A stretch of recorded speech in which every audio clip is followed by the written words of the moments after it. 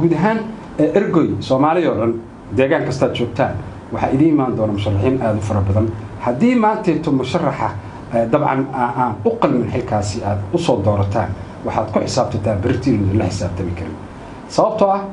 musharax lacag wata ama dad kale ay wataan haddii inta lacag leeyahay ku harqiyo ama leeyahay ka dhaadhiciyo aad soo doorataan oo qofkii wax tarka ahaa oo wax idin tar lahaa oo abaal idin garaaci lahaa oo biyo idin sameyn lahaa oo caafimaad idin sameyn lahaa oo idin dhex joogi lahaa aad ka tagtaan waxaad ku xisaabtantaan sanad walba xildhibaankii aad soo doorataan idinkoo xaaraamaya oo habaarahaya doorashada kale la gaaraya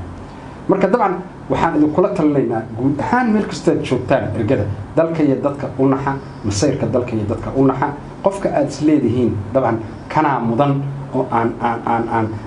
nasoo geed fariisan kara oo geela nala maali kara oo ariga nala lisan kara oo xoolaha nala waraabin kara qofkaas idin mudan inaad doorataan nin tay iyo shaati qaba iyo suud oo berrito aan idin soo noqon doonin maalinta doorataan idin ku dambayso dabcan iska ilaaliya inkastoo culimada aan qaybtooda u daynayo erayga ka cun oo ka oday haddaad aragtaan oo ka maarin weydaan mid lacag wata oo lacagtii ay ka badatay dabcan naftiinu haddii aad xoogaa abaar dareemaysaan ka qaata kana codeeya dabcan qofka idin qalmana siiya codka Soomaaliya asaasay ku hagaagi kartaa laakiin nin lacag iska wata haddaad aad ka soo gadataan berrito lama xisaabtami kartaan dib dambana idinku soo noqon maayo ergoy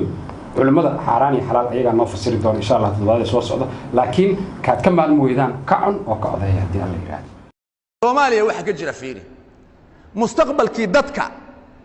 iyo jiritaankii dadka iyo madaxnimadii dadka ayaa laga tijaaraysanaya oo laga ganacsanaya dad baa ka ganacsanaya waxyaalaha aan la yaabay maskaxdayduna la weynaatay waxa kamid ah ha ka tijaaraysteen ha ka ribxeen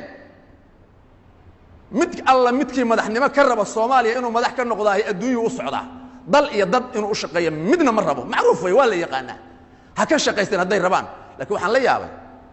waxa la soo dooranaya aqalka baarlamaanka waxa la soo dooranaya madaxweynaha mid kasta waa la dhaarinaya kitaabka gacanta loo gelinayo waxa igu wallaahi waxa igu wallaahi waxa igu billaahi waxa igu billaahi waxa igu tallaahi waxa igu tallaahi danta dadka dalka inaan ka shaqeynayo inna lillahi wa inna ilayhi raaji'un wa kadib wadogtihiin ku dhamaantood dadkaasi inaysan dal iyo dad iyo diin u shaqeynayn say dad iyo dal iyo diin ugu shaqeynayaan maxay ugu dirirayaan waa lagu bari lahaay kala noo qabaa la oran lahaay maxay lacagta lagu bixinaya $1 milyan $500 maxaa lagu bixinaya maxaa $200,000 lagu bixinaya maxaa $500,000 lagu bixinaya kursi leesha lagu bixinaya ma waxa lagu bixinaya waxa igu wallaahi waxa igu wallaahi waxa igu billaahi waxa danta dalka ma shaqeynaya kama shaqeynaya abadan kama shaqeynaya هذه الدنيا waxaad leedihiin dadka maxaa sidaan u galay nin baa wuxuu yiri baa la yiri sidii loo galay asna ma u guray minda wuxuu arkay tacbaana oo mataqaana jiitamaysu arkay marka wuxuu yiri sidii loo galay aan loo dhaqaalayn asna ma u guray buu yiri ileen waxba laga heli maayo dalkan waxa indhahaas u yeelay aad u jeedaan waa adduunyo jacayl waa xukun jacayl weey haddana laba